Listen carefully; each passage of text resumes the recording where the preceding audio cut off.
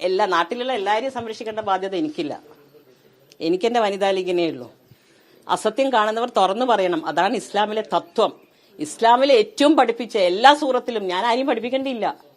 സത്യത്തിനെതിരെ fight ചെയ്യാത്തവർ, അസത്യം പറയുന്നവർ, അസത്യത്തിന് കൂടു നിൽക്കുന്നവർ എല്ലാവർക്കും പണ്ട് പറയും പരലോകത്താണ്, ഇന്ന് ഈ ലോകത്ത് തന്നെ കൊടുത്തു. ഇപ്പൊ നിലവിൽ പ്രഖ്യാപിച്ച ഒരു സ്ഥാനാർത്ഥിയെ അപമാനിച്ചു എന്നൊക്കെ പറഞ്ഞു.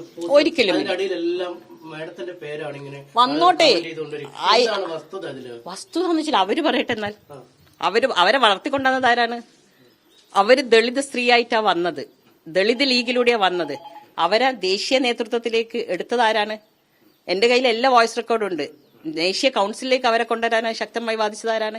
ഞാൻ പറഞ്ഞില്ലേ, ഞാൻ എന്റെ പാർട്ടിക്കകത്ത് ചെയ്യുന്ന എല്ലാം ഈ മീഡിയന്റെ മുമ്പിൽ വിളിച്ചു പറയാൻ ഞാൻ ആഗ്രഹിക്കുന്നില്ല. അപ്പൊ ഞാനെന്ന ഐഡന്റിറ്റി ഞാൻ മറ്റുള്ളവരിലായി മാറും. പക്ഷെ നിങ്ങൾ എന്താ പറയുന്നത്? സമൂഹ മാധ്യമത്തിൽ ഒരുപാട് വെട്ടുകിളി കൂട്ടങ്ങളുണ്ട്. ഞങ്ങൾക്ക് ആ പറയാൻ അറിയാത്തൊന്നുമല്ല. നമ്മളൊക്കെ പ്രായം കഴിഞ്ഞെന്ന് വിചാരിച്ചിട്ട് ആ സോഷ്യൽ മീഡിയയിലുള്ള കമന്റുകളെയും പ്രതികരിക്കാൻ അറിയായിട്ടല്ല. പ്രതികരിക്കേണ്ട ആവശ്യമില്ല. പ്രതികരിക്കാൻ തന്നെ ഞങ്ങൾക്ക് കുറെ പണികളുണ്ട്. കുടുംബം പോറ്റണം. വനിതാ സ്ഥാനാർത്ഥികളാണ് ലീഗിന് നിലവിലുള്ളത്. അവരുടെ പ്രചാരണത്തിന് ഇറങ്ങുമോ എന്നുള്ളത് ഒരു പ്രധാനപ്പെട്ട ചോദ്യമാണ്. പ്രത്യേകിച്ച് ആ ചോദ്യം ഉത്തരം ഇപ്പം പറയാൻ ആയിട്ടില്ല. ഒരു തീരുമാനവും ഇല്ല. ഞാൻ ഇപ്പം വനിതാ ലീഗായിട്ട് എന്റെ സംഘടനക്ക് വേണ്ടി